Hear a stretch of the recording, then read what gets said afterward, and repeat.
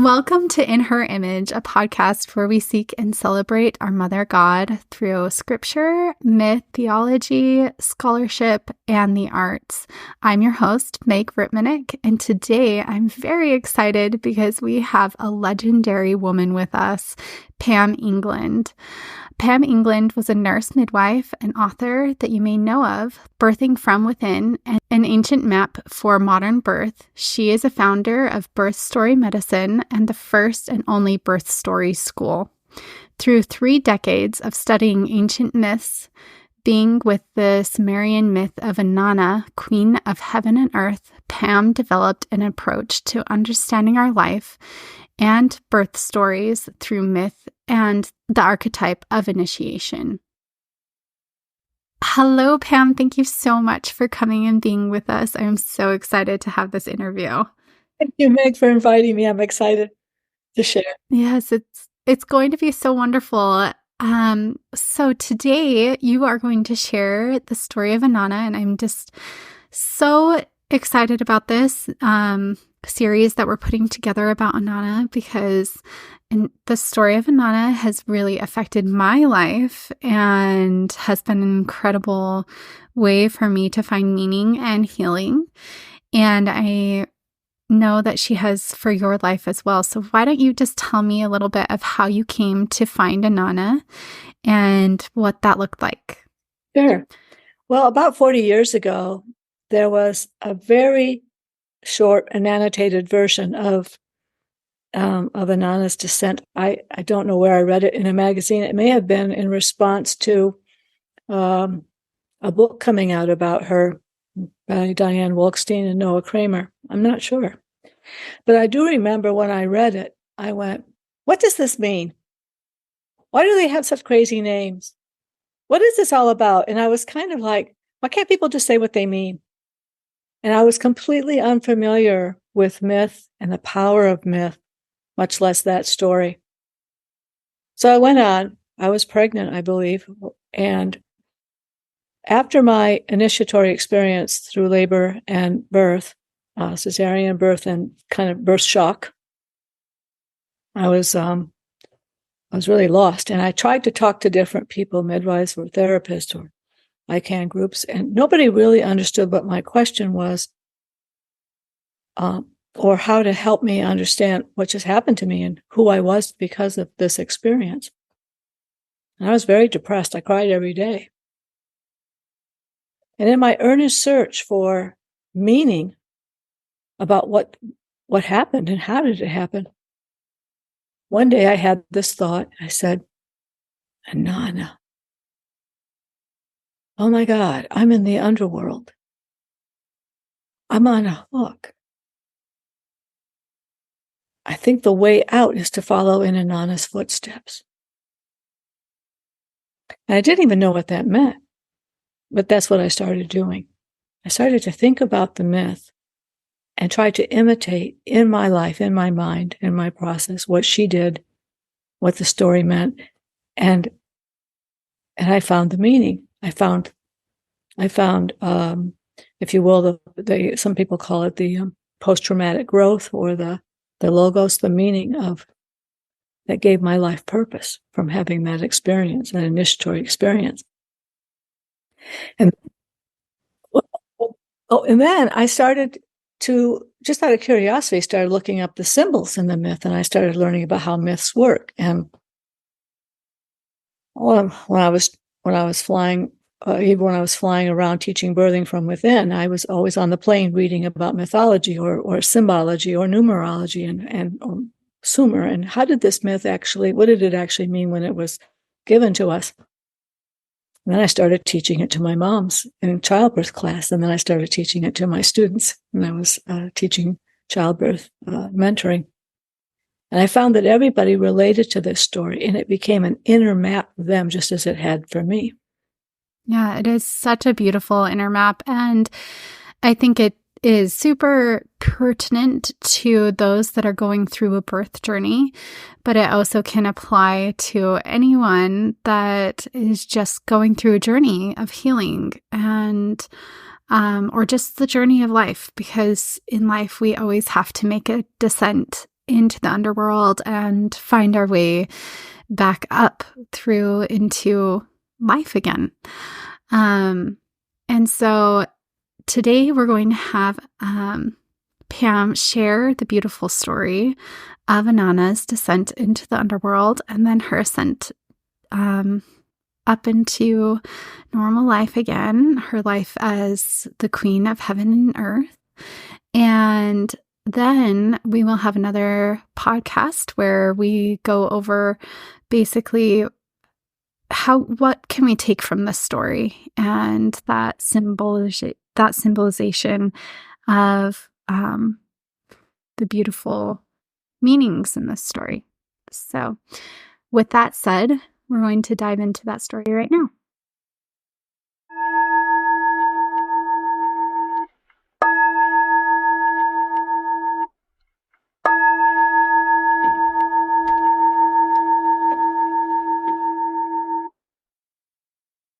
Today I'm going to tell you the epic story of Inanna's descent and initiation. This ancient myth about a warrior queen's heroic journey was recorded on clay tablets over 4,000 years ago in Sumer, which is now Iraq. Great stories are maps showing us how we got here and how to get from here to there. And because the story of Inanna's descent parallels a modern woman's inner journey during a childbearing year, it offers us the perfect story map. My name is Pam England, and I've been enamored with this story for over 3 decades. It's one of my inner maps. Now, this first recording is the story of Inanna's call, preparation, and descent. The story of her return will be told in part 2.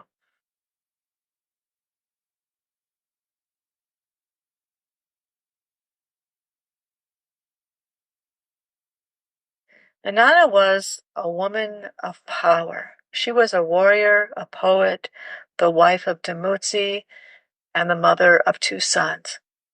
She was the beloved princess of 7 temples. One day, Inanna began to hear a call from the great below. From the great above, she opened her ear to the great below. Inanna turned her mind to the great below. At first, she tried to ignore the call, perhaps because, like most of us, she did not feel ready for the changes she sensed would follow. Or maybe she planned to do it later when the time was right. She told herself she had a lot of responsibilities. If I go to the great below, who will manage the markets, lead the ceremonies, and bless the babies? But there's not just one call. You do not need to worry that you will miss your call. The invitation from love to love is continuous. The soul is ever inviting you to discover something you do not yet know, to do the thing you have not yet done, but were born to. Inanna heard the call in the background during her busy day and in her night dreams, and finally, when she could no longer ignore her invitation, she answered yes, and instantly everything was set into motion. In preparation for her journey to the underworld, to her inner world, Inanna's first task was to abandon her 7 temples. In Sumer, temples, or ziggurats as they were called then, were bustling community centers, farmers' markets, and spiritual sanctuaries. It is not possible to continue managing all of the affairs of the upper world, working overtime, and also to make time to prepare for a life-changing initiation. And so Inanna had to abandon her temples. In Uruk, Inanna abandoned her white pillar temple to descend into the underworld. In Batibira, she abandoned her temple to descend to the inner world. Inanna renounced her temples in Zabalam, Agab, Nippur, Kish, and Akkad. And when Inanna turned away from the seventh temple, her mind's eye turned inward, and the temples disappeared. Inanna's next task was to gather her 7 royal warrior maida. The ancient words may or maida refer to the garments, accessories, and accoutrements that let others know that Inanna is a warrior queen. As Inanna prepared herself, she arranged her hair and put on her gold crescent moon earrings. She placed the tall crown of the Shigara on her head, a crown adorned with the horns of the wild bull that reached high for heaven. Her crown represents power, strength, divinity, and Inanna is poised, balancing that heavy crown on her head. She tied a string of lapis lazuli beads around her neck. Lapis was worn only by royalty in ancient Sumer. Its deep blue color is the color of the third eye of wisdom. It is the color of darkness made visible and represents our encounter with the dark feminine. To protect her heart, she binds around her chest the warrior breastplate that she shaped with her own hands, upon which, to show her bravado and taunt her foes, she wrote her battle cry, "Come, man, come." And she draped her body in her royal robe, woven with camel wool, dyed plum red, and trimmed in gold and white geometric patterns. Over her wrist, Inanna slipped a gold bracelet, an heirloom passed down through generations of strong women. Her gold bracelet is much more than an accessory. It is a reminder that her true self is malleable. Like gold, her soul can be hammered thin without breaking. As a queen and a priestess, Inanna practiced divine justice. This is represented by the royal lapis ring and measuring rod she holds in her hand.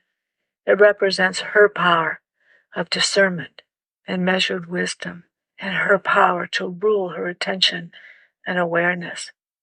Just then, Ninjabert, her faithful maidservant, arrived in time to gently paint Inanna's eyes with kohl, which is eyeshadow.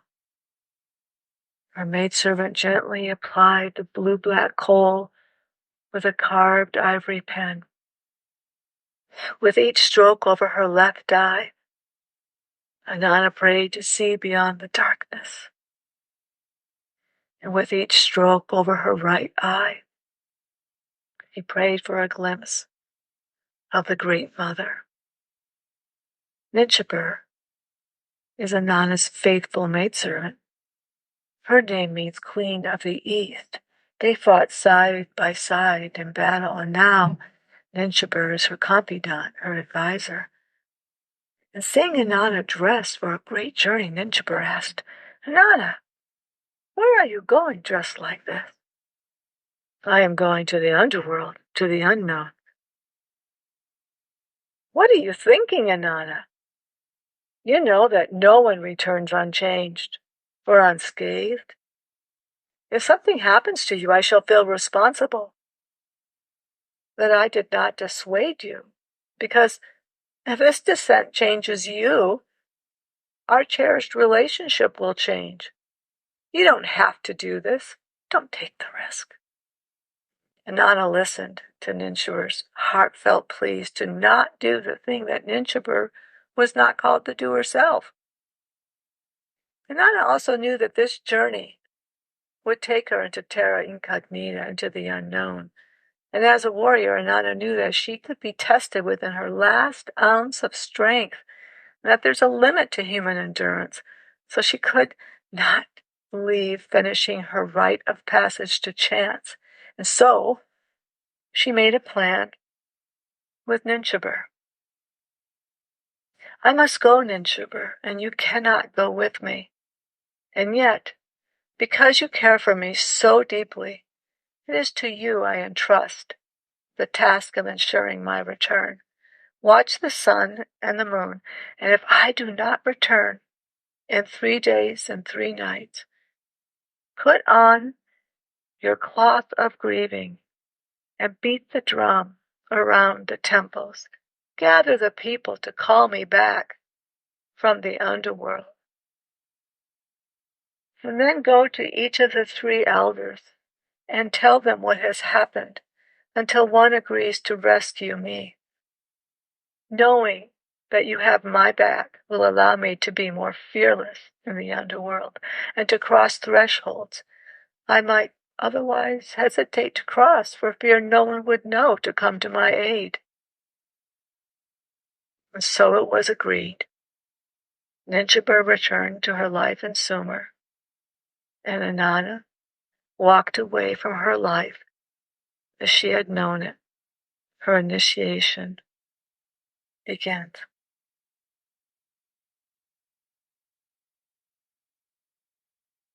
On the threshold of the ordeal, do not think so much. Do not calculate.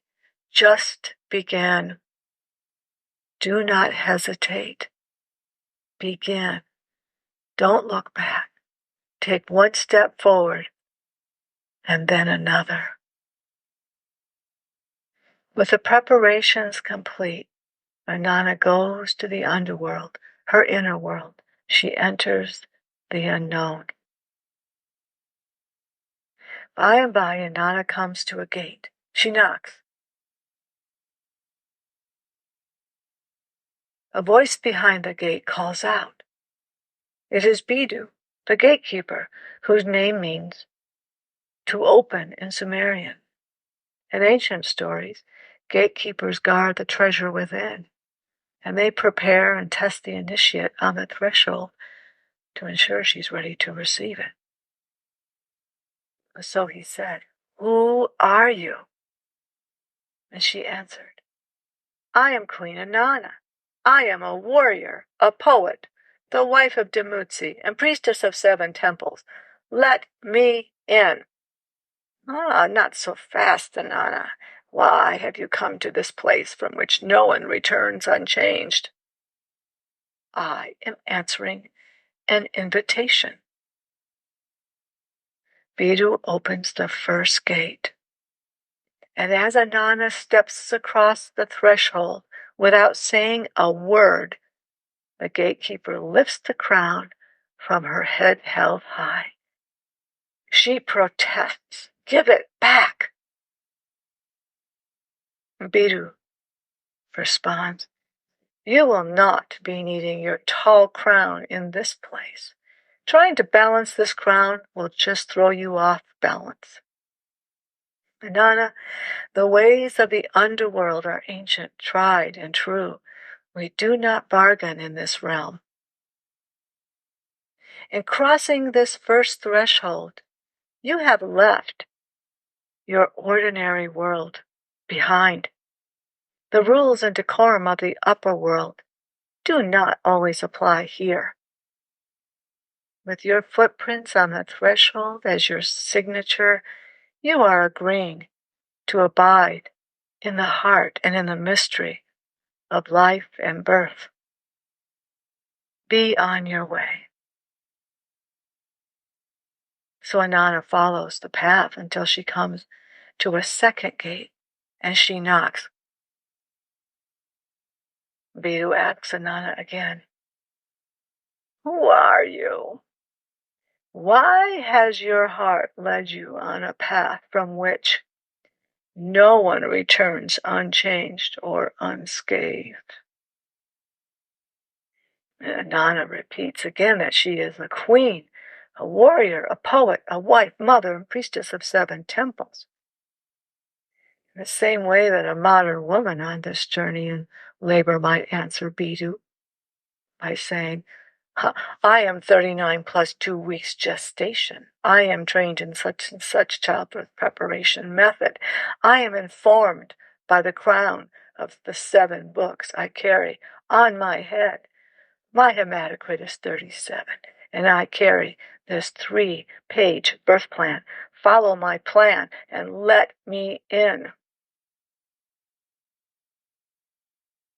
In due time, Biddu opens the gate, and as Inanna rushes through, the gatekeeper takes from her the mother blessing bead tied around her neck. Again she protests. "What is this? Give them back!" Biddu reminds her that the ways of the underworld, the inner journey, are ancient. She may not bargain. So Inanna continued walking. She went down, down, down, to the left and down, a sharp turn to the right. Inanna slogged through mud. Initiations in the underworld, it turns out, are really messy.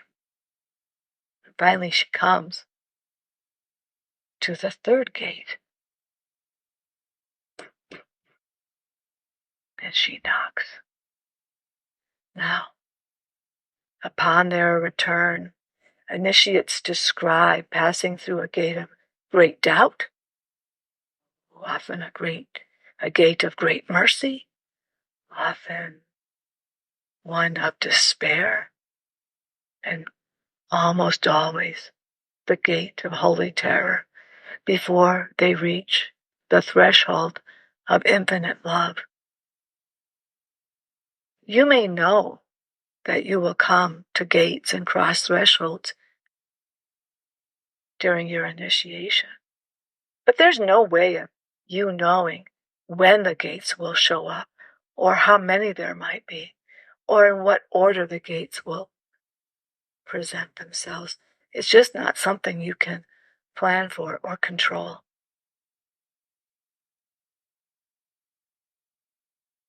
Biddu asked her again, "Inanna, who are you?"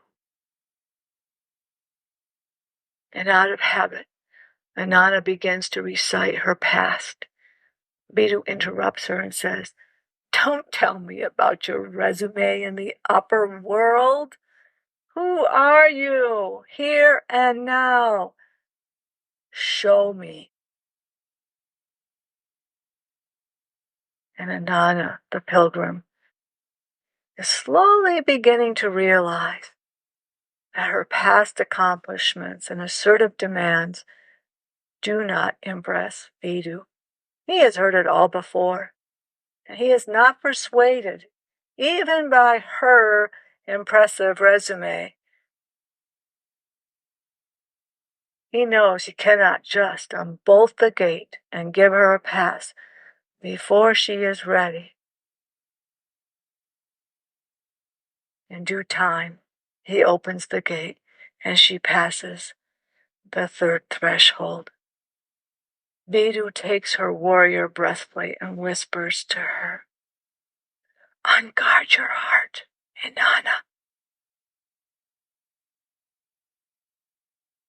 Now Inanna, the initiate, is discovering that the strategies she wielded in the upper world to get her way do not seem to be working so very well in the underworld. Thirsty and tired and disoriented, Inanna moves slowly through the labyrinthine twists and turns.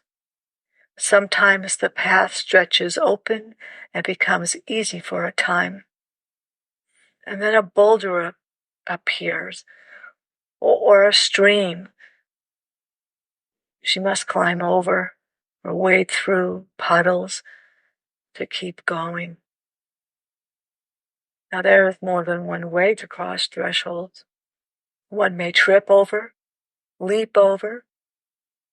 Passage is hard, uncertain work. Many pilgrims fall asleep at the threshold, but this gives soul time to grow great determination.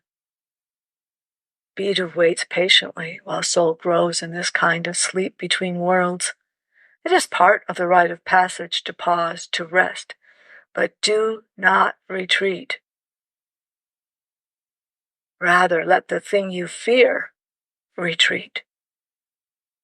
The crossing of thresholds often requires deep listening and the strength to reach deep, deep down to connect with some forgotten resource within, or maybe with the ancestors or holies. The fourth gate, the fifth, and the sixth gate, the ritual of crossing the threshold was the same. Inanna knocked, and Biddu asked, "Who are you? Who are you? Why have you come to this place from which you will not return unchanged?" And gate by gate, Inanna said less and less about her past. She was entering the deep part, the wordless sensory level of initiation in labor land. And at each gate, a compassionate gatekeeper simply took one thing of value: her moon earrings, her golden bracelet, her royal robe woven with camel wool. In the ancient story, Biddu, the gatekeeper, never and never asks Inanna for permission to take her maiden. He never allows her to bargain or to choose what would be taken. And so it is in a rite of passage. The further and deeper Inanna went down the labyrinthine path, the walls became closer and the ceiling lower. In the belly of the underworld it is dark. Inanna complained. Biddu said, "It's dark in here, you say? A torch? You want a torch? No, no, you will not need a torch. Learn to see with your inner eye. See with your whole body-mind." And so Inanna did. In the darkness, her hands felt her way through. Using all her senses, she lost track of time. There is no time in love, in soul. She had no idea where she was on the map or how close to finishing she was. Inanna walked another 1,000 steps, and so it went. Gate by gate, she considered, indeed, who am I? Who am I without my warrior maiden, my priestess maiden, my plans? Who am I? The queen was not a queen in the underworld. She was not a priestess in the underworld, not even a poet. She was just another pilgrim, disrobed, naked, and humbled, stripped of everything she identified with.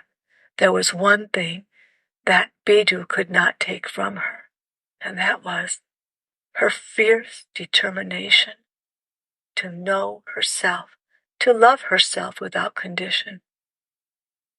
The last gate, low to the ground, she had to get on her hands and knees and crawl through a very narrow passage. And when she cleared, she entered the heart of the underworld, the deepest chamber. She entered the innermost chamber, the temple of love, and sees beyond seeing itself. She sees the one who has been calling her all along. In the ancient story, it is Inanna's sister, Queen of the Earth, Ereshkigal. But in your journey, it might be your sister Ereshkigal, which is what Joseph Campbell called doing the one forbidden thing. That might be what this was all about for you, doing the one forbidden thing, doing or saying something you have avoided or judged in others or thought you would never do. Who will be the one calling you? It could be an ancestor, a spiritual teacher. It could be your baby calling and calling to you, waiting for its birth. In the epic poem, what happens next is startling. Upon seeing the one who called her on this journey, Inanna dies. It's a sudden death, unexpected.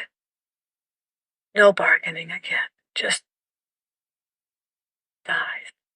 Now, during a heroic journey or rite of passage, the hero always dies a little death anyway, not a physical death, or the journey would be over too soon. When the woman looks into the eyes of her newborn for the first time, seeing her child and being seen by her child, a profound love awakens in her. A love so profound, it causes a great and sudden shock to her whole being. And a psychic and physical transfiguration begins. In a rite of passage, there must be a little death. It is a little death, but it is a lasting one. In childbirth, one could say it is the psychic death of the innocent woman or the maiden. Something must die before there can be rebirth. So the maiden must die to allow the mother to be born. And at first, the new mother is a child mother who will later, over time, mature into a more experienced, albeit complex mother. And so it's also true for a man or a partner who witnesses the birth of a child. He is undergoing transformation too. This transformation leads to the birth of the father or the other mother. Now this concludes part 1 of the Inanna story and the telling of Inanna's call, preparation, and journey to the underworld.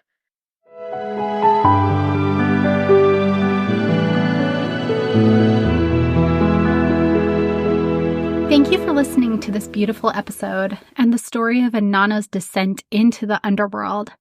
This is the first episode of a 4-part series. In the next episode, we will review the symbols in this story and how you can learn to apply the lessons to your life. If you are personally going through a descent, and a descent could look like a faith journey, a struggle with depression, facing your shadow self, a difficult, unexpected experience, or the transition from maiden to mother. Whatever the situation, this story applies. In the 3rd episode, we will hear the story of Inanna and her ascent out of the underworld and how she makes her return home. And in the 4th episode, we will break into that story and we will review the symbols there and how you can learn